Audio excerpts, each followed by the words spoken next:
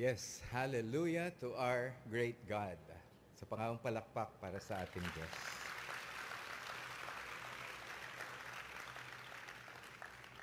Isa ho sa pagkakakilanlan sa tao ay ang pagsasalita.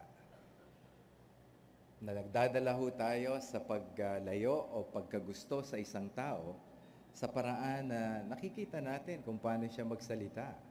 Ang pagsasalita ho ay isang bagay na malaking nagagawa, hindi lang sa taong nagsasalita, kundi maging sa kinakausap o pinagsasalitaan. Our tongue can create a great impact, negative or positive, depending as to how we use our tongue.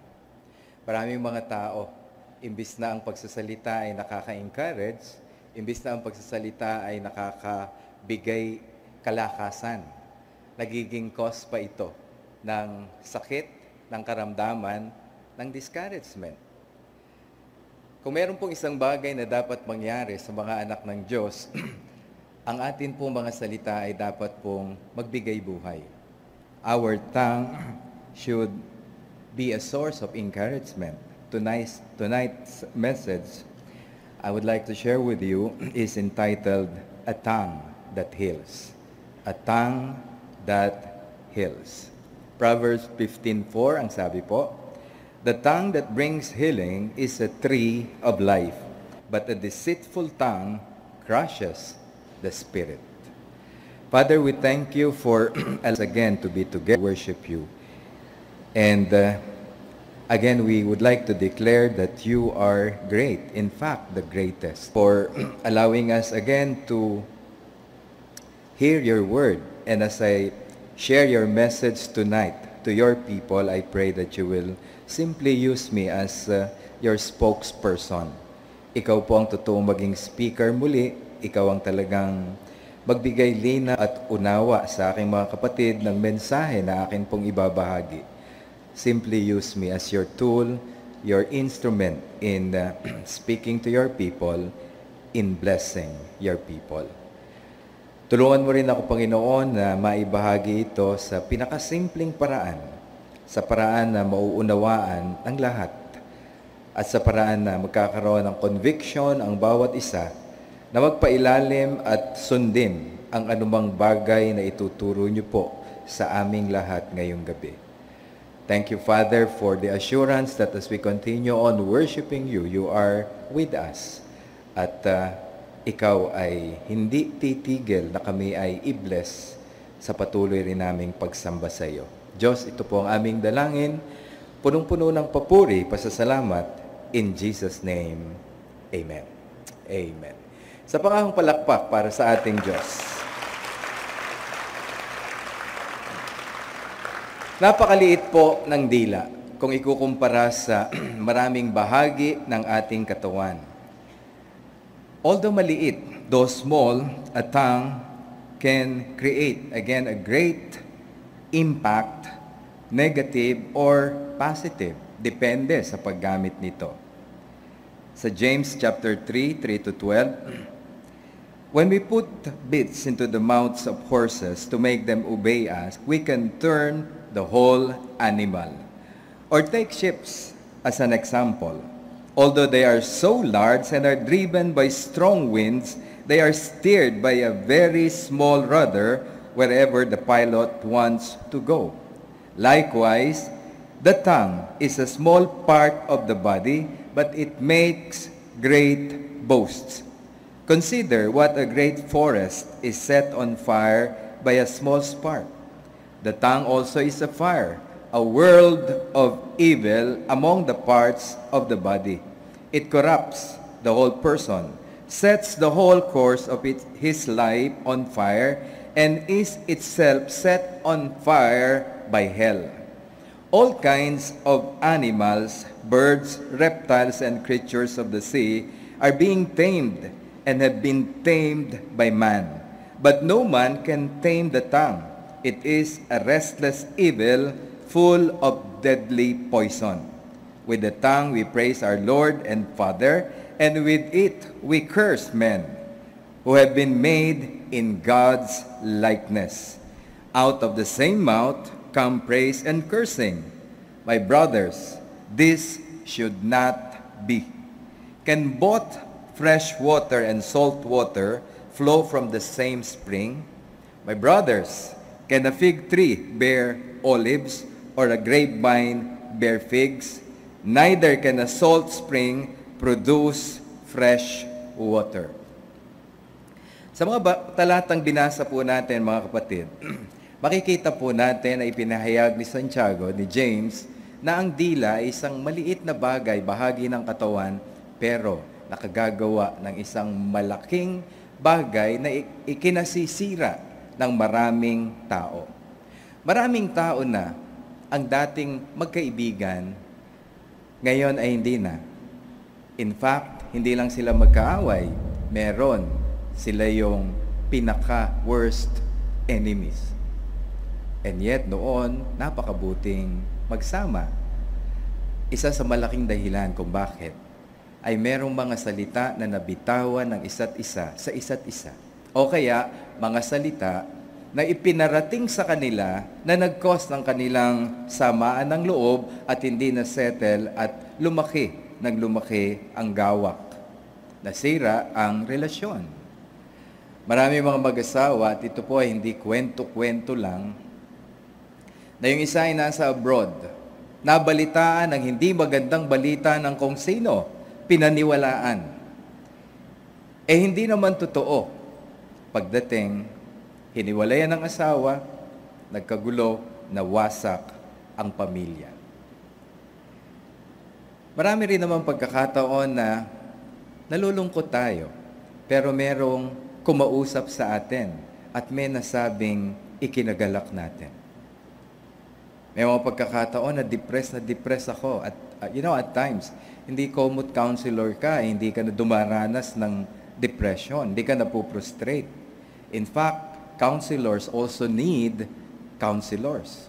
Kailangan din po nila yon. At isa po ako doon. May mga pagkakataon na ang feeling ko ay parang gusto ko nang kunin ako ng Diyos.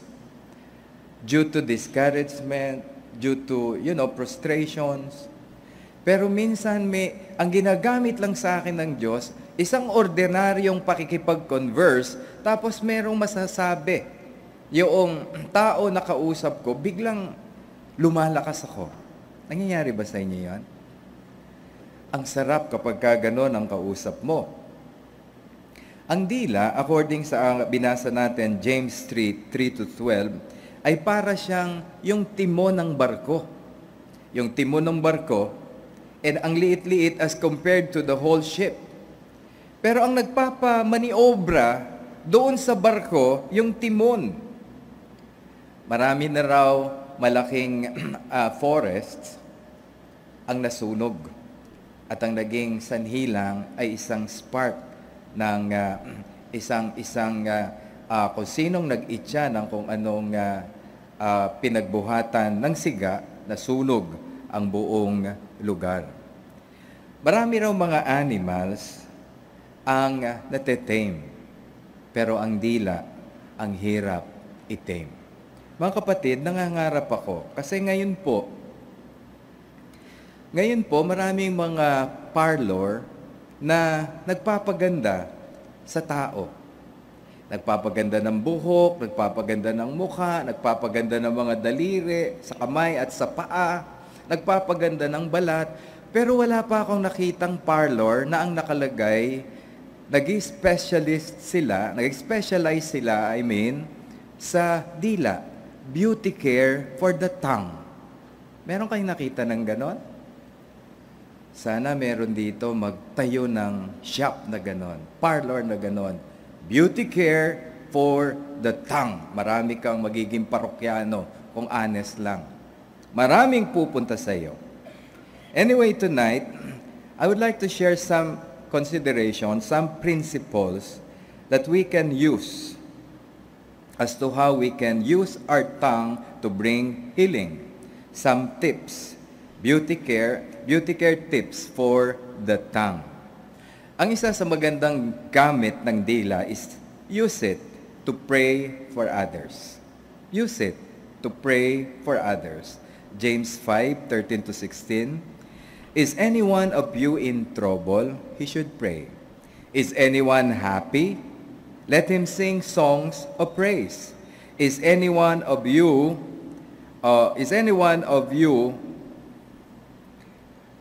sick? He should call the elders of the church to pray over him and anoint him with oil in the name of the Lord. And the prayer offered in faith will make the sick person well.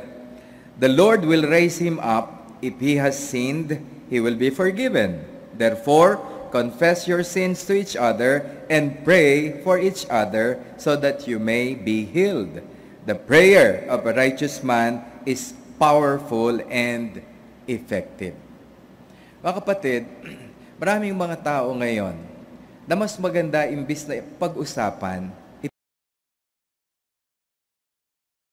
ipanalangin. Yung mga may karamdaman, ang sabi, ipanalangin. Yung mga nahulog sa kasalanan, ipanalangin. Dalhin sa Diyos. Ang maganda nga,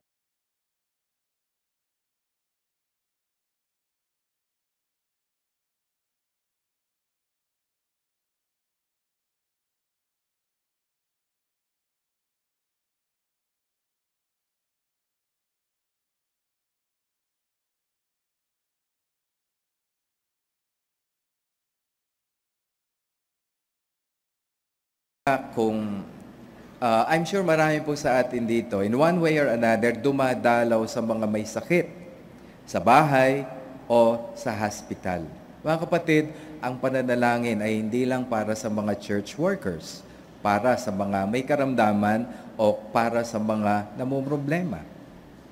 Ang panalangin ay pwedeng gawin ng sinumang anak ng Diyos. Suggestion ko lang, kung kayo may dadalawin, may sakit man, may problema man, o anuman ang kalagayan. Kasi sabi rito, ang ipinapanalangin are not only those who are suffering, not only those who are sick, but also those who are rejoicing. Hindi lang daw tayo dapat makirejoice sa kanila, we can also pray for them, the prayer of praise and thanksgiving.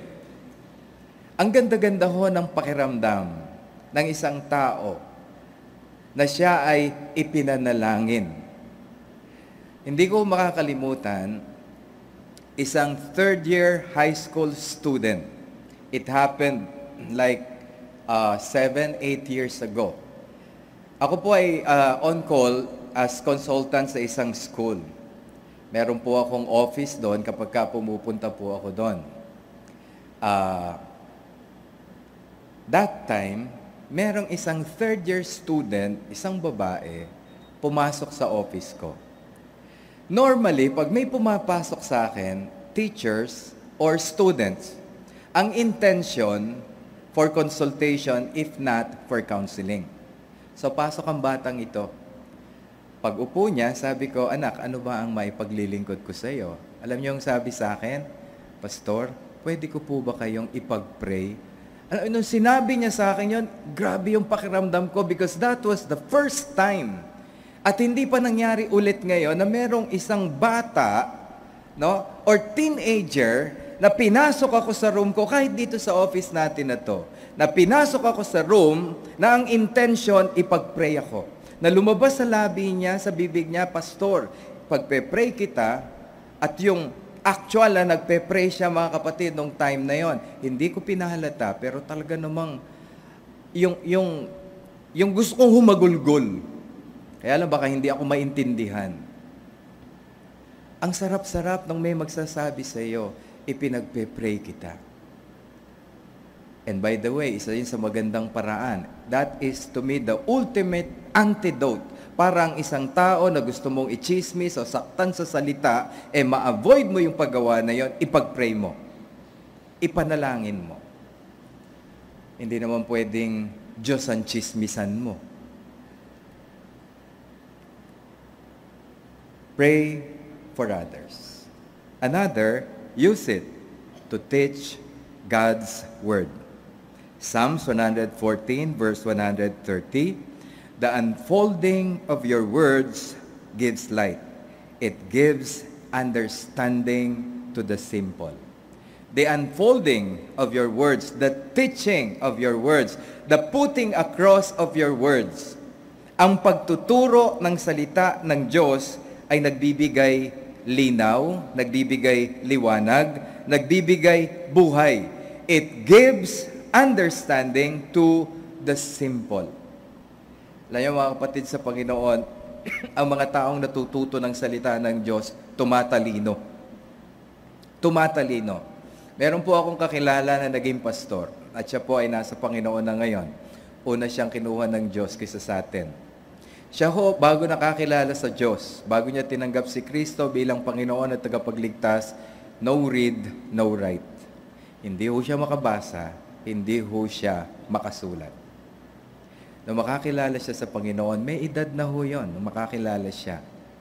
Natuto siyang bumasa, humusay siyang bumasa, natuto siyang sumulat, humusay siyang sumulat. Lalo pa pag ang binabasa, isinusulat ay ang salita ng Diyos. Ang katalinuhan ng sanlibutan hindi ho pwedeng ikumpara sa talino na pwedeng ibigay ng Diyos. Kaya nga po, ang ating mga anak, ang mga magulang na nandito, minsan ho kasi yung mga salita na nabibitawan natin sa mga salita nabibitawan natin mga salita sa mga anak natin, tumatanim, nanunugat. At minsan, hindi natin namamalayan, kinalakihan na. Through the years na nakalipas, nandoon siya. Yung sama ng loob, yung galit, na natili. Alam niyo, minsan, yung mga salita ng mga magulang na sa kanila pabiro, dahil ang mga magulang, to me, are the most significant people as far as children are concerned. Their respective parents are the most significant people to them. Yung mga biro na, anak, ang ilong mo naman, ang sagwa. Matangos, ha? May itsura naman. Anak, ang ilong mo, ang sagwa. Huwag kang makapagyabang-yabang. Ang ilong mo, sarat, pango ka. Dala na yun ng bata hanggang kaya kahit sino magsabi na, okay naman ang ilong mo. Hindi, sabi ng magulang ko, ganito eh. Anak, ang cute mo. Ang cute mo, ang ilong mo nagsabog sa pisngi. Yung mga ganong biro. Huwag kang magyabang-yabang dyan. Yung, sa ganong paraan, magsasalita ng ibang paraan na imbis na sabihin yung mas tama na, anak, ang pagyayabang hindi dapat makita sa atin. Dadaanin sa ganun, wala ka namang sinabi talaga, anak. Average ka lang. Huwag kang magmayabang. Yung bang mga sa totoo lang, matalino yung anak. Kung meron pong magtuturo sa mga anak ng salita ng Diyos, mga magulang na. Because again, the unfolding of the words of God gives light. It gives guidance. Kaya maraming mga bata, mga anak ngayon, ang hindi napanuto ang buhay at nakakalungkot sa kanilang kalagayan, lahat ng sisi ibinigay sa kanila. Pero yung mga magulang, na hindi naturuan ng salita ng Diyos yung mga anak nila. Ang daming naituro, pero hindi kasali ang Word of God. Nakakalungkot ngang isipin, may mga magulang, sila yung nagturong manigarilyo sa anak, uminom sa anak, yung iba nga, sila pa nagdala sa bisyo, sa pamumuhay ng immoral sa anak nila. Hindi ko po pwedeng i-address yung wala rito. Pero kayo ho na nandito, yung mga magulang na nandito, in the name of Jesus, ina-address ko po kayo. Lalo yung mga tatay. Huwag niyo pong pababayaan ang inyong pamilya na hindi maturuan ng salita ng Diyos. Ang mga tatay ang pastor sa loob ng tahanan. At sa pagsasalita natin, let us make sure na grounded tayo sa Word of God, sa Scripture, sa Bible. Ganun rin ang mga ina. Make sure na sa loob ng tahanan, ang salita ng Diyos ay napagsasalu-saluhan. Ang panalangin sa loob ng tahanan, make sure na bahagi ito ng lifestyle. Sa mga mag-asawa na nandito, I would suggest na huwag kayong maghihiwalay sa isang araw o matutulog sa isang araw na hindi man lang kayo nakapagbasa kahit konting bahagi ng Word of God. Sa tingin ko ho, maraming factors that we can consider for bonding. Meaning, strengthening or enhancing the relationship, that of the husband and the wife. Pero sa tingin ko at sa pagkaalam ko, ang salita ng Diyos, grabe. Grabe siya na magpalapit sa mag-asawa. Walang problema ang mag-asawa na hindi mariresolve kapag ka ang ginamit ay principle from the Word of God. Mga prinsipyo na itinuturo ng salita ng Diyos. And again, ina-address ko yung mga husband. Kasi ang isa sa mga responsibilities natin sa ating mga respective wives is to teach them the Word of God. To present them holy, blameless before our God. Hindi po ako mag-a-ask ng raising of hands ngayon. Pero gusto kong itanong, ilang kayang mga husbands ang nandito ang may consistent teaching of the Word sa asawa at sa mga anak?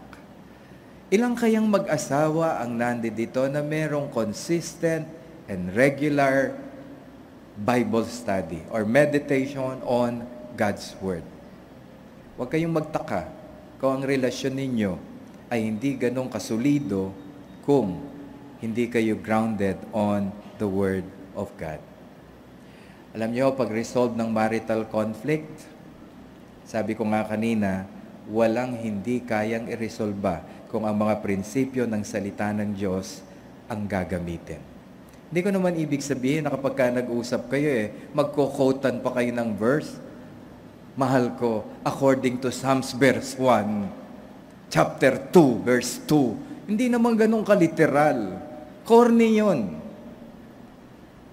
Ang sinasabi ko, yung itinuturo natin, hindi man siya word for word, verbatim, anchored siya on the Word of God. Because again, the Word of God gives light. It gives understanding to the simple. Also, let us use our tongue to correct gently. Huwag niyo pong kalilimutan yung word na gently. Kasi tayo, may tendency tayong lahat na kapag nagkukorek, rude. Kapag nagkukorek, akala mo hindi siya nagkakamali. Tignan niyo sa Galatians 6:1. Brothers, if someone is caught in a sin, you who are spiritual, meaning you who are in tune with God at that point in time, or when the time na yung kapatid ay nahulog sa kasalanan, should restore him gently. But watch yourself, or you also may be tempted. Di ba minsan, tayong lahat na nandito, in one way or another, nagkamali o nagkasala? Tama po ba ako? Meron pa ba ho ritong, kahit nung simula na lang natin, nung na-born again ka na, meron ba ho ito, after your conversion, hindi ka na nagkasala? Pakitaas nga ang kamay, papalakpakan namin. Yung buhat ng ma-convert, hindi na nagkasala. Aba, mga honest kayo, pakipalakpakan nyo nga sarili nyo. Now, eto, di nagkasala ka, nahulog ka, nilapitan ka ng isang tao, tama yung sinasabi niya, kinukorek ka niya, pero ang paraan ng pagkukorek hindi gentle. Binubulyawan ka, sinisigawan ka, sinisisi ka, ano pakiramdam mo? Siguro kagaya ko rin kayo. Hindi ako magsasalita, pero sa loob-loob ko, tumigil ka na, baka itulak kita sa bintana. Tama yung sinasabi. By the way, when we say things, hindi lang yung tama ang mahalaga. Hindi lang yung tamang sinasabi. The manner of delivery plays a vital role. Kahit tama yung sinasabi mo, hindi ka gentle sa pagsasabi, pagdi-deliver, rude ka, hindi nakakatulong, nakakasira pa sa maraming pagkakataon. So yes, it is our responsibility to correct our erring brothers, but let us do it in a gentle way. Sa mga mag-asawa, natural lang naman na minsan nagkakasakitan, sinasadya, minsan hindi, minsan sinasadya. Pagka ikinorek ang asawa, napakaganda na ang dating mahinahon ang pagsasalita. Now, babalansihin naman natin. Meron namang nagsasalitang mahinahon, napakahinahon ang pagsasalita. Ang tone ng voice is so soft, pero offensive pa rin. Kasi yung sinasabi, nakamamatay. So kailangan they should go together. The right content, the right words, and the right delivery. And for that to happen, bago ka magsalita, sa kinagagalitan mo, maganda lumayo ka muna, manalangin ka muna, ikalma mo yung sarili mo at saka mo siya balikan. Maganda nga, bago mo siya balikan, i-coin mo na, i-structure mo na ano yung sasabihin ko. I would suggest na wag po tayong basta-basta magsasalita ng galit. Kasi pag sa panahong galit tayo, kung ano-anong mga masasakit na namang salita ang nabibitawan, at sa totoo lang, pag nagbitaw tayo ng masasakit na salita, ang tendency, pati kamay natin tumaas. Ihataw. Meron nung pangyayari sa aming mag-ama, na ikwento ko ito sa iba. Nangyari ito, high school, yung aking anak na panganay. Hindi ko alam, nung panahon na yon, pagka madaling araw, inilalabas niya yung kotse, yung auto namin, itutulak palabas doon sa garahe. Pag nakalabas na, doon i-start, nakikipagkarera doon sa village namin. High school po siya, ano mangyayari yun? 3rd year or 4th year. December 24, nung maganap yon, Pasko na pala. Kasi madaling araw. Ang nangyari ho, yung auto namin nabangga. At yung pagkabangga, wasak po yung kotse talaga. As in wasak. Ang pagkawasak ko, ganito. Wasak! Yun. Nagising ba yung tulog? Wasak. Pag yung bunso naming anak, si Joel, ginising ako, Tay, anong nangyari sa kotse? Sabi ko, bakit? Tignan niyo, wasak. Pagtingin ko mga kapatid, nanlamig ako. Isa lang ang may kagagawan nito. Alam ko kaagad. Pasok ako doon sa kwarto ng panganay namin. Sabi ko, anak, galit na galit ako. Huwag kang aalis dyan, umupo ka lang dyan, lalabas ako, mananalangin lang ako saglit, ikakalma ko sarili ko, usap tayo. Iniwan ko, labas ako sa garahe, nagpray ako. Nung kalmado na ako, balik ako. Umupo ako sa tabi niya, inakbayan ko. Alam niyo yung unang-unang nasabi ko sa anak ko? Sabi ko, anak, nasaktan ka ba? Ano sinabi ko yon? Nag-iiyak. Ngumalngal siya, hagulgol po yung bata. Na-resolve po namin yung conflict na yan, to make the long story short. Sa totoo lang, after 2-3 weeks, kinausap ko ulit siya. Sabi ko, anak, tapos na naman yung issue. Pero tatanungin kita, kung ikaw ako, ano gagawin mo sa akin? Alam niyo yung sabi sa akin ng anak namin? Tay, dadagukan kita. Eksakto ho yun. Dadagukan kita. Sabi ko, dinagukan ba kita? Hindi ho, tay. Kaya nga, kitang-kita ko, tay. Na-prove nyo, mas mahalaga ako sa inyo kaysa dun sa kotse. Mga kapatid, hindi ganun ang mangyayari kung ako'y nagsalita kaagad, dala ng galit. Dadagukan ko yun. Papaluin ko yun. Pero dala nung nakalma ako, nakapanalangin ako, yung bitaw ng salita, tumama. At yun po ay isa sa pangyayari sa buhay namin mag-ama na nagdala sa amin sa mas lalong malapit na kaugnayan. Na-develop ng husto ang relasyon namin doon sa klase ng pagsasalita na ganon. Also, let us use our tongue to give encouragement. 1 Thessalonians 5:11, therefore, encourage one another and build each other up, just as in fact you are doing. May mga tao ho, at simulan na ho natin sa tahanan, sa bahay. Meron ho tayong mga kasambahay, kapamilya, sama na natin mga kapuso, pagsamahin na natin, na minsan nadi-discourage. At nag-o-open sa atin, nagkukwento. Marami hong mga anak o mga kasambahay, ayaw nang magsabi, magkwento sa mga magulang o sa mga nakakatandang kasama sa bahay kasi sa panahon na nai-encourage, na kailangan nila ang encouragement, lalo pa silang nadi-discourage sa mga sinasabi. Imbis na pakinggan, unawain, yung nagsasalita, sinisisi ka agad. Kasi baka naman ikaw may kasalanan niya, kaya ka nagkakaganyan. Siguro ikaw yung gumawa ng kamalian niya, kaya ka ganyan.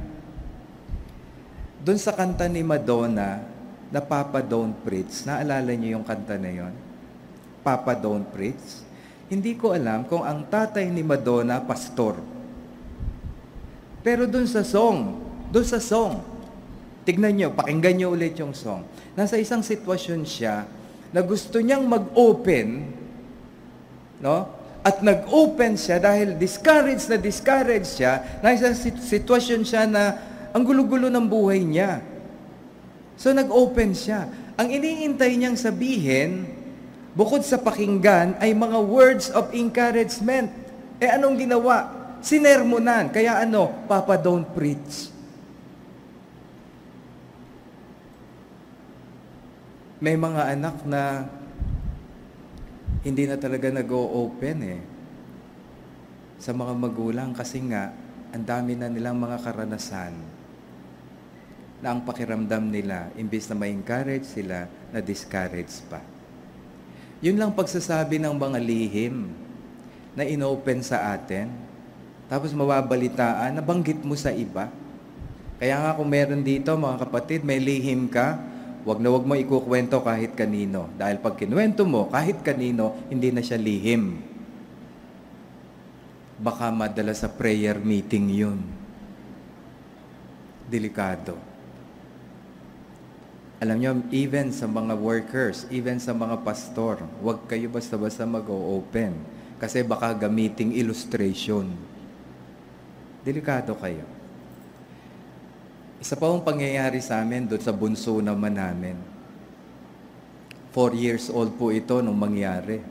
4 years old. Nilapitan ako nung bata. Sabi, Tay, Lika, may pakikilala ako sa iyo. Meron na akong crush. 4 years old, may crush. Grabe ho yung, yung shock ako. Pero hindi ako nagpahalata. Hilay-hila ako. Sabi, Tay, sasabihin ko sa iyo, pakikilala ko sa iyo, pero wag mo ikukwento sa nanay. Wag mo sasabihin sa nanay. Ako naman, sige anak. So hilay-hila ako. Dinala ako dun sa room. Tapos inilapit ako mismo dun sa bata. Tay, ito yung crush ko. Ganon. Yung batang babae talagang ginanon siya sa... Tapos alis kami. Eto ngayon, hindi ko maintindihan yung emotion ko. Hindi ko talaga maintindihan. So, pagdating ng asawa ko, si Mila, sabi ko, Lika, may kukwento ko sa iyo. Alam mo ba kanina yung anak natin? Hila-hila ako, may pinakilala sa akin, crush daw niya. Sa madaling kwento, ito namang asawa ko, biniro si Joel. Biro niya, anak ha, ikaw pala ha, may crush ka. Alam niyo na sinabi niya yung pinuntahan agad ako. Sabi, Tay, secret natin yun. Bata pa yun, pero marunong ng ganon. So yung mga salita natin na hindi dapat sabihin sa iba kahit tama, hindi ho basta-basta binabanggit, hindi basta-basta sinasabi. Kasi hindi nakaka-encourage. Kung magsasalita rin lang daw po tayo, make sure na ito po ay nakaka-build up.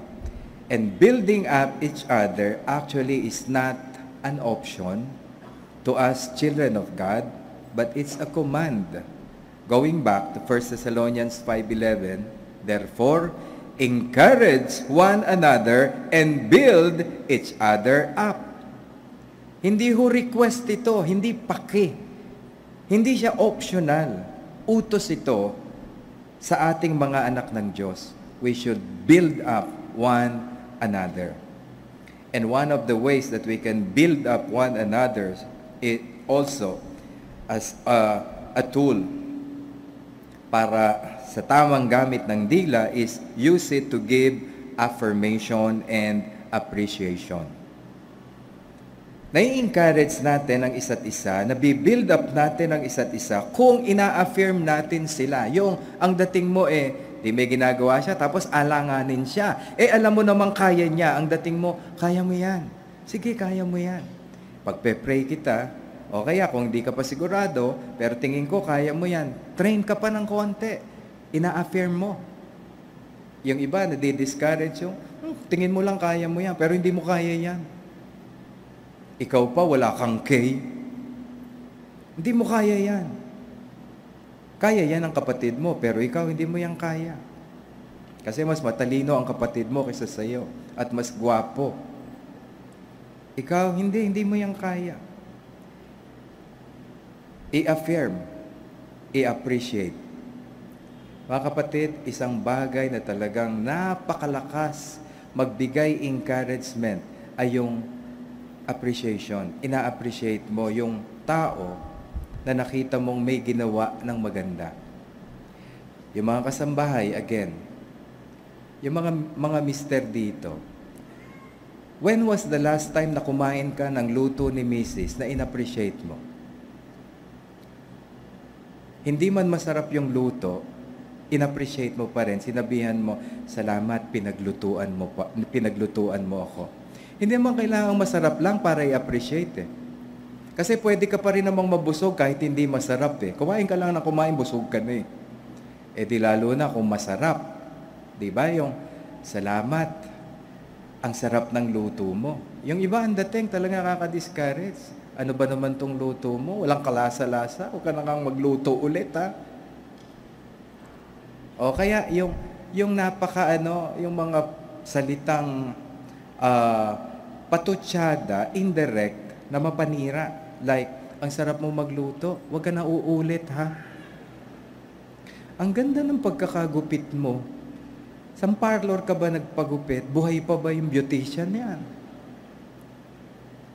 Di ba merong kwento, and I think hindi lang ito kwento, ang mga misis kasi, gustong-gusto nila, ina-appreciate sila ng mga mister nila. Tama ba ako, mga misis? Tama ako? Pero ang kwento ho ganito. Nagpa-parlor yung misis. Pagdating niya sa bahay, nandun yung mister niya. Nagpagupit.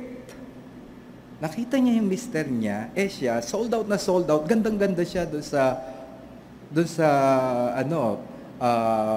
sa gupit, sa hairdo niya. Okay? Daan siya sa harap ng mister niya. Parang nagpa-fashion show. Daan siya. Tinitignan niya kung titignan siya. Hindi tumingin. Bumalik. Tinitignan niya kung titignan siya. Hindi pa rin. Naka-70 na balik siya. Hindi siya pinapansin ng asawa. Ginawa, tumayo sa likod ng husband. Ginanon yung ulo. Pinansin. Nagsalita. Mali yung sinabi. Alam yung sabi, ano nangyayari sa'yo? Autistic ka na ba? Tapos nung tinignan siya nung misis niya, ay, mukhang hindi ka autistic. Mukhang napuposes ka na. Of course, joke lang yon. Grabe. Napakaganda ho na ina-appreciate ang tao, ang mga kasama sa bahay. At walang tao na hindi mo kakikitaan ng appreciation, ng bagay na pwede mong i-appreciate. Makakita ka ng mali, konti lang yon as compared sa maraming bagay na maganda sa kanya. Mga magulang nakikita yung mababang grades ng anak, pero yung maraming mataas na grades, hindi napapansin.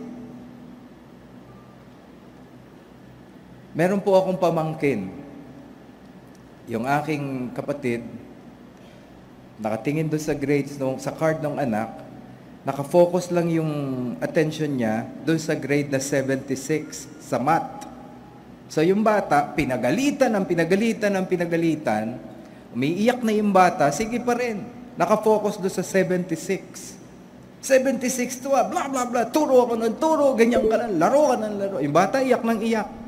Gusto ko nang pumasok, pakialaman, mag-ina, ayoko namang mag-intrude agad. Pagkatapos, pagalitan ng kapatid ko, lumapit ako. Paglapit ko doon sa pamangkin ko, tinignan ako, pakiramdam ko, siguro iniisip niya, pagagalitan ko rin. Sabi ko, anak, patingin nga ng card mo. So, tinignan ko. Maraming subjects siya na mataas. So, sabi ko, anak, ang taas mo sa PE. Ang taas mo sa Pilipino, ang taas mo dito, ang taas mo rito. Sa math, anak, 76 ka, oh. Tapos sabi ko, anak, alam mo, 24 na lang, 100 na to. Pagtingin sa akin nung pamangking ko, yung 76, sabi ko, 24 na lang, 100 na to. Pagtingin niya, ang pagkakangiti, ganun na lang.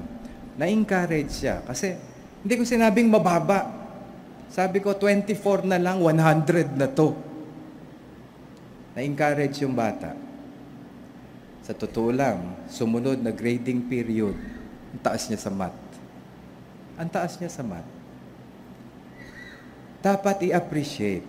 Dapat marunong tayo na magbigay ng commendations o yung tinatawag na positive stroke. Kahit saan nyo lang, sa itsura lang. Exercise tayo ng konti, ho? Tignan niyo yung mga katabi niyo. Tignan niyo. Yan lang sa left, sa right. Yung medyo malayo, yung nasa tabi niyo, tignan niyo.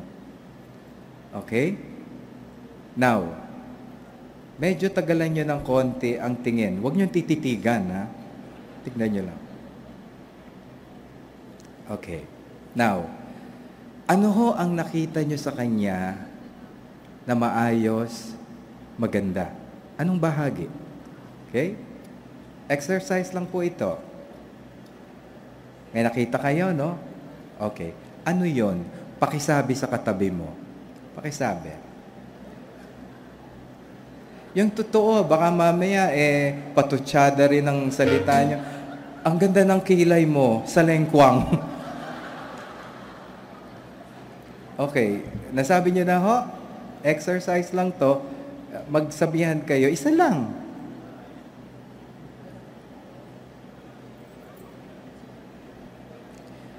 Lalo pa kung mag-asawa yung magkatabi. Masabihan nyo na ho? Okay. Question lang po. Exercise ito, ha? Pero sinabihan ka, in-appreciate ka, nung kung ano man, yung nakita sa'yo, in-appreciate niya, ano pakiramdam mo? Mga kapatid, minsan alam natin binobola tayo pero ina-appreciate pa rin tayo. Happy pa rin tayo eh. Nakaka-encourage. Tayong mga magulang, lalapitan tayo ng mga anak natin, masama sa ihing, ganun-ganunin sa buhok, tapos sasabihan, tay, ang gwapo nyo pa rin kahit ganyan na edad nyo. May mga misis, minsan, pag matagal na sila magkakasama, hindi na nga nasasabihang gwapo pa rin yung asawa niya. Ang sinasabi, iba na. Ikaw nga, tumigil ka, gurang ka na, no? Anong klaseng words yun? Ikaw talaga, matanda ka na, amoy apog ka na. Trying hard ka pa rin. At yung mga mister, no? Kailan nyo talaga in-appreciate yung totoo? Hindi na yung bola, yung talagang totoo. Ang inyong mga asawa. Baka may sumagot pa rito, Pastor, nung ikinasal kami. Proverbs 12:25 ang sabi, "An anxious heart weighs a man down, but a kind words cheers him up." Nakita niyo kung paano magbigay buhay ang salita. Isang taong baksak, nanlulumo, yung mga salita na nakai-encourage, nagtataas, nagtatayo sa isang tao. Mga kapatid, lahat tayo nagsasalita, puwera na lang kung pipi ka. Sana, ang dalangin ko, mas maging mahusay tayo ngayon sa gamit ng ating dila. Mas maging mahusay tayo sa ating mga pananalita. Let us make sure that our tongue heals. Aming Diyos, aming Ama, ang hiling ko po sa iyo, dahil kami po ay mga anak mo, huwag nawang masumpungan sa aming mga labi na kagaya noong binasa po namin na nagsasabing hindi pwede na ang isang maalat na tubig ay manggaling din sa pinanggagalingan ng fresh water. Dalangin ko, Panginoon, na sa aming bibig na ito, sa aming mga pananalita,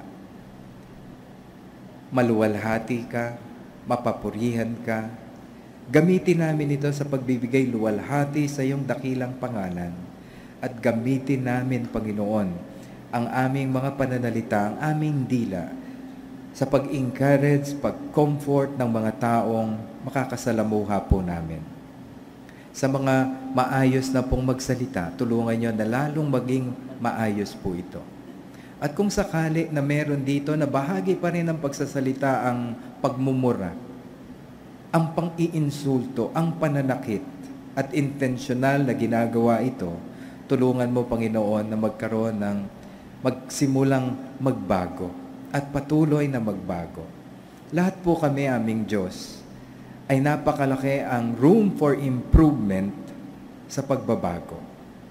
Lalo pa, Panginoon, sa paraan ng pagbibitaw namin ng salita. Lord, patawarin niyo po kami kung sa mga nakalipas na panahon, hindi kami naging maingat sa paggamit ng salita. At inihiling ko rin lalo, Panginoon, sa loob ng tahanan, simula po sa mga magulang, sa ama't ina, sa mga anak, sa mga magkakapatid, tulungan nyo na sa loob ng tahanan, ang pagtuturo ng salita mo, aming Diyos, ay maging bahagi na, maging sistema na ng pamumuhay ng bawat pamilya na nandito. Hinihiling ko sa iyo, Panginoon, ang bawat isang ama, bawat isang ina na nandito, ay bigyan niyo po ng malalim na pagnanasa na talagang ang tahanan ay maging lugar kung saan ipinangangaral doon ang salita ng Diyos sa mga kasambahay. Lord, patuloy mo kaming turuan, patuloy po kaming palaguin sa paggamit, Panginoon, ng aming dila sa pagsasalita ng matuwid, ng mga salitang magbibigay kaluguran, magpapangiti sa iyo, magpapatuwa sa iyo, at magdadala sa mga tao sa kalagayang mai-encourage, mako-comfort, mabibigyan ng guidance ang mga tao makakausap namin. Ito po, Diyos, ang aming dalangin. In Jesus' name, Amen.